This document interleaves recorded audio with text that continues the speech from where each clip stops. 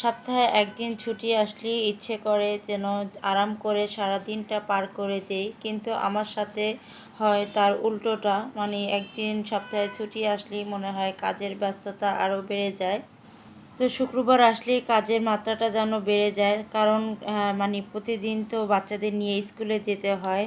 আর বন্ধের দিন তো সেটা আর নিয়ে যেতে হয় না। তো স্কুলে গেলে বাসা থেকে বের হলে যে কাজগুলো করা হয় না, তো সপ্তাহে একদিনে সেই কাজগুলো আর কি একটু টুকিটাকি করে করে নেওয়ার চেষ্টা করি। তো আসসালামু আলাইকুম, আমি পাপিয়া আছি আপনাদের সাথে। কাছে দূরে দেশ এবং দেশের বাইরে যে যেখান থেকেই আমার ভিডিওটা দেখছেন, আশা করি সবাই ভালো আছেন এবং সুস্থ আছেন। আলহামদুলিল্লাহ, আল্লাহর অশেষ রহমতে বেশ ভালোই আছি এবং সুস্থ আছি। ওয়েলকাম করছি নতুন আরেকটি দিনে, আরেকটি ব্লগে। আশা করি আজকের ব্লগ ভিডিওটাও আপনাদের কাছে ভালো লাগবে। তো এই তীব্র গরমে কে কেমন আছেন, তো চাইলে আমাকে জানাতে পারেন কমেন্ট করে। তো আমি সকালবেলা কিন্তু আজকে তাড়াতাড়ি ঘুম থেকে উঠে যে কাজগুলো করে নেওয়ার দরকার সেগুলো মোটামুটি করে নিয়েছি। তো সেগুলো আর আপনাদের সাথে শেয়ার করলাম না। তো মানে গতকাল ভিডিওতে যে শেয়ার করেছিলাম যে আমার দেখতেই পাচ্ছেন যে ঘরের কী অবস্থা হয়েছিল। তো বেডশিটটা আর কি চেঞ্জ করে নিয়েছিলাম, তো সেটা ধুয়ে নিয়েছি। এখন বেলকনি থেকে নিয়ে এসে আর কি ভাঁজ করে নিচ্ছি। আর বেডশিটটা এত মার যে অনেকক্ষণ ভিজিয়ে রাখার পরেও যেন মারটা যায়নি, এখনও কেমন মানে মানে শক্ত হয়ে আছে। হয়তোবা আরেকবার ধোয়ার পরে হয়তো মারটা একটু কমে যাবে। তো নতুন বেডশিট যেহেতু একবার ধুয়েছি, আরেকবার বিছানোর পরে ধুলে মনে হয় ঠিক হয়ে যাবে। তো মোটামুটি আর কি রুমটাকে আমি গুছিয়ে নিয়েছি। তো বাচ্চারা আজকে আমার রুমে শুয়েছে, তো সেজন্য এই রুমটা আর কি ভালো করে গুছিয়ে নিতে পেরেছি। আর ওরা এখনও ঘুম থেকে উঠেনি, তো ওদেরকে উঠিয়ে আমি আর কি নাস্তাটা করতে দিব। তো ভাবছি যে স্কুলটা যেহেতু বন্ধ, ওরা একটু ঘুমাক। আর এখন থেকে তো শনিবারও স্কুল খোলা, মানে শুনে কেমন জানি লাগছে। অনেক দিন মানে শুক্র শনি বন্ধ ছিল, এখন আবার শনিবার থেকেও নাকি স্কুল খোলা শুনে মানে কেমন জানি লাগছে। কারণ কারণ নাফিসকে তো আমাকে নিয়ে যেতে হয়, সেজন্য আর কি আমার ভালো লাগছে না। নাবিল নাবিল তো একা একাই যেতে পারে। তো যাই হোক, তো রান্নাঘরে চলে এসেছি। দেখলাম যে চিনির জারটা আর কি রাতেরবেলা ধুয়ে রেখেছিলাম, শুকিয়ে গেছে। তো এখন আর কি রিফিল করে নিচ্ছি। সাথে আমার আর কি রান্না করার জন্য যে মশলাগুলো আছে সেগুলো আর কি রিফিল করে নিব। আর যখন রান্না করতে আসি, যখন দেখি এটা শেষ হয়ে গেছে ওটা শেষ হয়ে গেছে, তখন কিন্তু রান্নার মাঝে আবার রিফিল করে নেওয়াটা খুব ঝামেলা মনে হয়। সেজন্য আগে থেকেই আর কি এই যে দেখতে পাচ্ছেন মানে লবণ শেষ হয়ে গেছে, জিরা শেষ হয়ে গেছে। তো সেগুলো এখন আমি এক এক করে রিফিল করে নিচ্ছি। এই পর্যায়ে আমার সাথে যারা আছেন একটা লাইক দিতে ভুলে গেছেন, প্লিজ একটা লাইক দিয়ে ভিডিওটি কন্টিনিউ করবেন। আপনার একটা লাইকে আমি অনেক উপকৃত হব। আপনার একটা লাইকের কারণে আরও আমার ভিডিওটা আরও নতুন নতুন আপু ভাইয়াদের কাছে পৌঁছে দিতে সাহায্য করবে। আর আমার চ্যানেলে যদি আজ নতুন ভিজিট করে থাকেন, ভিডিওটি দেখার পরে কোথাও কোনো অংশ যদি একটু আপনার কাছে ভালো লাগে, পরবর্তীতে দেখার ইচ্ছে থাকে, তাহলে আমার চ্যানেলটি সাবস্ক্রাইব করে আমার পাশেই থাকবেন। পাশে থাকা বেল আইকনটি বাজিয়ে দিবেন। আর এই কাজটা যদি আগে থেকেই করে থাকেন, আপনাকে অসংখ্য ধন্যবাদ। তো এখন আমি ধনিয়া আর জিরার গুঁড়াটা একসাথে আর কি মিক্সড করে রেখে দিচ্ছি। দেওয়ার সময় মানে পরিমাণ করে দিলেই হয়। আমি কিন্তু ধনিয়া আর জিরা এভাবে একসাথে মিক্সড করে রাখি। এখন যে জারগুলো আর কি যেখান থেকে নিয়েছি, তো সেটা সেখানেই আর কি রেখে দিচ্ছি। যেহেতু আমার রান্নাঘরটা অনেক ছোট, তো সব সময় আর কি গুছিয়ে যেখানে জিনিসটা সেখানেই একটু পরিপাটি করে রেখে দিতে হয়। তা না হলে ছোট্ট রান্নাঘরটা একদম এলোমেলো হয়ে থাকে, আর তখন তো দাঁড়ানোর মতোই জায়গা থাকে না। তো এই যে আমি যে শেলফটা বানিয়েছি, এটা যদি আমি দেওয়ালে সেট করতে পারতাম, তাহলে মনে হয় আমার এই জায়গাটা আমি অন্য কোনো কাজে লাগাতে পারতাম। কিন্তু দেওয়ালে সেট করলে দেখা যায় মানে ওই সাইডটাও একদম কেমন জানি বন্ধ হয়ে যায়। তো এই সাইডটা যদি আমার ফাঁকা থাকতো, তাহলে আমি একটু কাজ করে নিতে পারতাম। তো দেখা যায় বেশিরভাগ কাজ আমার এই বেসিংয়ের পাশে যে ছোট্ট জায়গাটা, এটাতে দাঁড়িয়ে দাঁড়িয়ে করতে হয়। তো আজ আমি মুরগির মাংস আর লাউ দিয়ে চিংড়ি মাছ রান্না করে নিব। আসলে গরমে লাউটা অনেক খাওয়া ভালো আর শরীরটাকেও ঠান্ডা রাখে। তো বাচ্চারা তো একদমই খেতে চায় না, তো ওই জন্য ওদের জন্য একটা আবার ছোট্ট মুরগি রান্না করে নিব। ছেলেরা আর কি পোলাও খেতে চায়, যখনই মুরগি রান্না করি তখন তাদের পোলাও লাগবেই। আমি গরমে বলতেছি যে বাবা এত গরমে আসলে তৈলাক্ত জিনিস খাওয়া ঠিক না, কিন্তু কিছুতেই মানছে না। তো আর কি যে মেহমান এসেছিল, তারপরে মানে যে পোলাও রান্না করেছিলাম, তো ডিপে কিন্তু অনেকটা পরিমাণ পোলাও ছিল, তো সেটাই আমি নামিয়ে ওদের গরম করে দিব। তো এরকমের পোলাও রান্না করার পরে যদি আর কি বেশি থেকে যায়, আমি সেটাকে আর কি ডিপে রেখে দিই, পরবর্তীতে গরম করে খেতে কিন্তু আমার কাছেও খুব ভালো লাগে।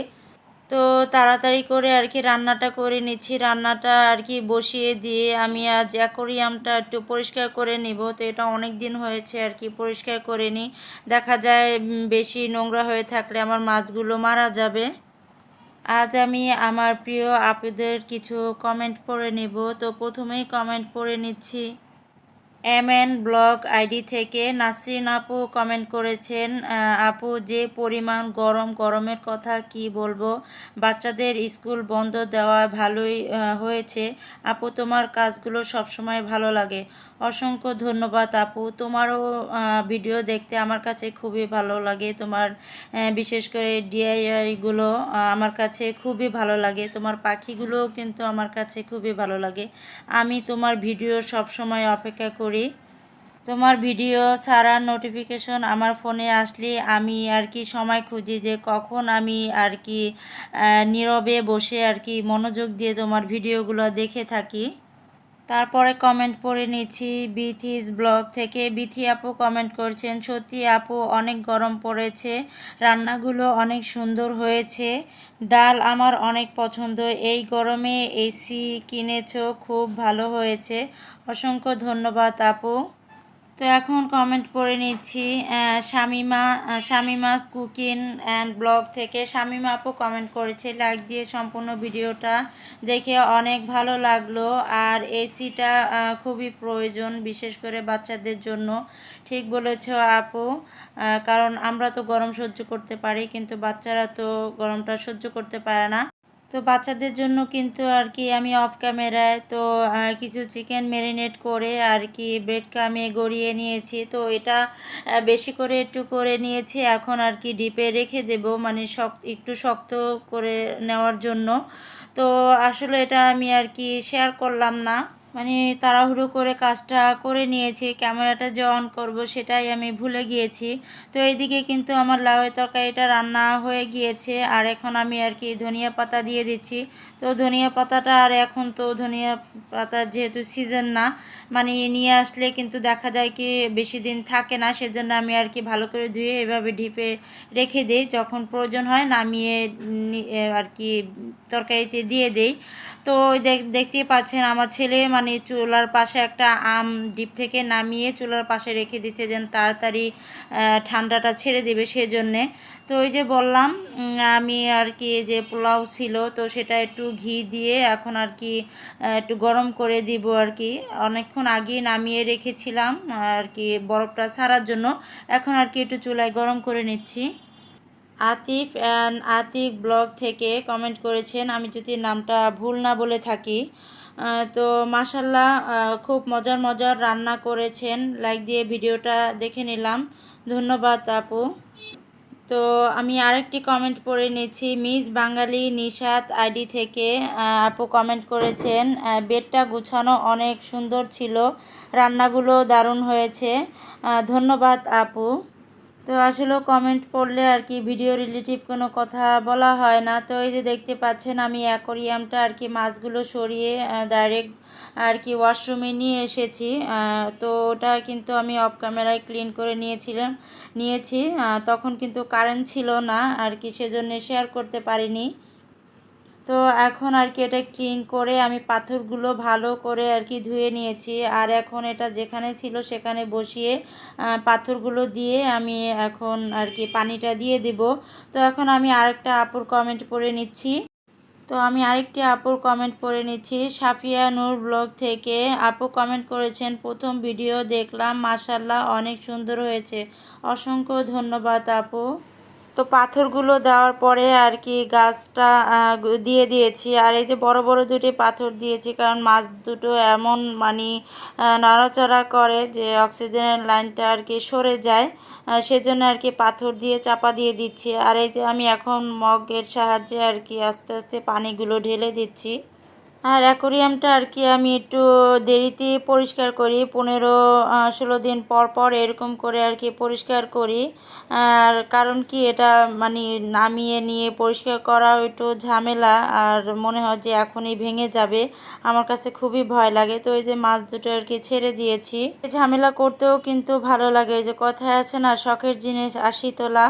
তো এই যে লাইটটা দেওয়ার পরে কিন্তু আরও বেশি ভালো লাগে। তো এই জায়গায় একটু গাছও রেখেছি, মানে দেখার সৌন্দর্যের ক্ষেত্রে, এই জন্য আরেকটি গাছ দিয়ে দিয়েছি।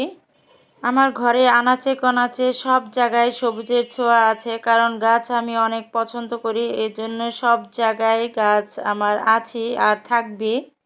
তো ওইদিকে চুলায় যে রান্না বসিয়ে এসেছি, তো আর কি রান্নাটা প্রায় হয়ে গিয়েছে। তো এখন আর কি সার্ভ করে নিচ্ছি। তো টেবিলেও আমি সব কিছু গুছিয়ে দিব। আর এখন বাবা ছেলে সবাই মিলে আর কি নামাজ পড়তে গিয়েছে, বাসায় এখন আমি একা।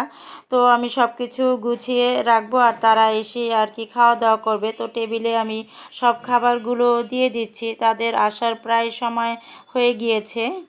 আপনাদের ভাইয়া একদম 2টা থেকে 2:30টার ভিতরেই তার খাবারটা দিতে হয়, তা না হলে সে একদম অস্থির হয়ে যায়। মানে টাইমটা একটু এদিক ওদিক হয়ে গেলেই মানে সে টাইম অনুযায়ী তার খাবারটা মানে খেয়ে থাকে।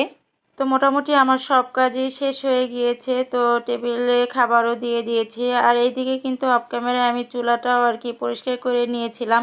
আমি রান্না শেষে সব সময় এরকম আমার মানে চুলার চারপাশটা আর বেসিং সব সময় আর কি ক্লিন করে নেই। আর এই যে হাঁড়ি পাতিল আর কি ধোয়ার পরে এখানেই ঝরা দিয়ে রাখি। তো আমার যেহেতু রান্নাঘরটা অনেক ছোট, তো এইভাবেই কিন্তু সব কিছু আমার রাখতে হয়।